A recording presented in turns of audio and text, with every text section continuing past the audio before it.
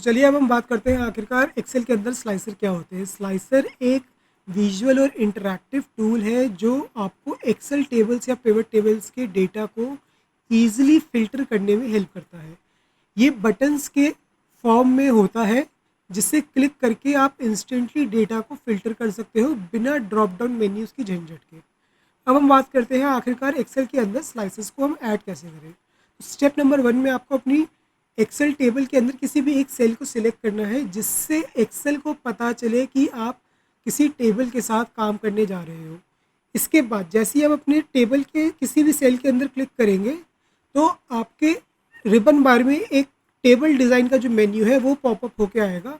इस पर आप क्लिक कीजिए। इसके बाद यहाँ पे आपको इंसर्ट स्लाइसर पे जाना होगा। उस पर क्लिक करने के बाद आपके पास एक लिस्ट आएगी जिसमें आपके टेबल के सारे कॉलम्स के नेम्स आपको दिखाई देंगे। इनमें से आपको वो कॉलम्स के नेम सिलेक्ट करने हैं जिसके बेसिस पे आप डेटा को फिल्टर करने चाहते हो और उसके बाद आप ओके दबाइए और आपके स्लाइसेस टेबल के साइड में अपीयर होंगे। आप बस स्लाइसेस के बटन पे क्लिक कीजिए और डायरेक्टली डेटा को फिल्टर कर सकते हो। आप चाहो तो एक से ज़्यादा बटन को भी सिलेक्ट कर सकते हो। ये अब हम प्रैक्टिकल एग्जांपल की मदद से देखते हैं कि आखिरकार हम एक्सेल के अंदर स्लाइसर को किस तरीके से टेबल्स में ऐड कर सकते हैं। इसके लिए सबसे पहले आपको स्लाइसर इन टेबल्स वाली शीट पे आना होगा।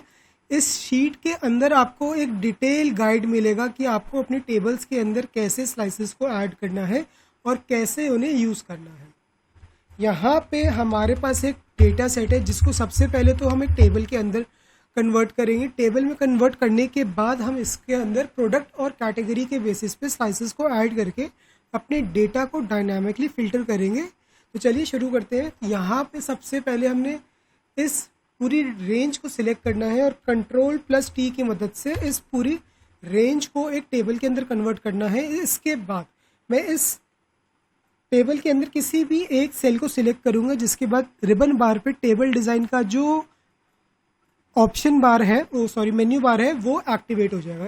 टेबल डिज़ाइन के मेन्यू बार पे क्लिक कीजिए। उसके बाद इंसर्ट स्लाइसर्स जो कि टूल्स वाले ग्रुप में है उस पर क्लिक कीजिए। जैसे ही आप इंसर्ट स्लाइसर पे क्लिक करेंगे आपके पास इंसर्ट स्लाइसर का जो डायलॉग बॉक्स है वो पॉप होके ओपन हो जाएगा और यहाँ पे आपके पास वो सारे कॉलम्स के नाम होंगे जो आपकी टेबल के अंदर है। तो हमें प्रोडक्ट और कैटेगरी के बेसिस पे स्लाइसेस को ऐड करना है। तो यहाँ पे मैं प्रोडक्ट और कैटेगरी सिलेक्ट करूँगा। इसके बाद जैसे ही मैं ओके पे क्लिक करूँगा हमारी एक्सेल शीट के अंदर इस टेबल से रिलेटेड स्लाइसेस ऐड हो जाएंगे। तो ये वाला जो स्लाइसर है सबसे पहला हमने चूज़ किया है प्रोडक्ट का और यहाँ पे आप देख सकते हैं सारे प्रोडक्ट के नाम सारे हैं। और यहाँ पे हमने जो दूसरा स्लाइसर चूज़ किया है वो है कैटेगरी का और यहाँ पे भी कैटेगरी के अंदर जो वैल्यूज़ है उसके अकॉर्डिंग यहाँ पे ऑप्शन सारे हैं। अब मैं क्लिक करके इस टेबल को ईजिली फ़िल्टर कर सकता हूँ कुछ इस तरीके से।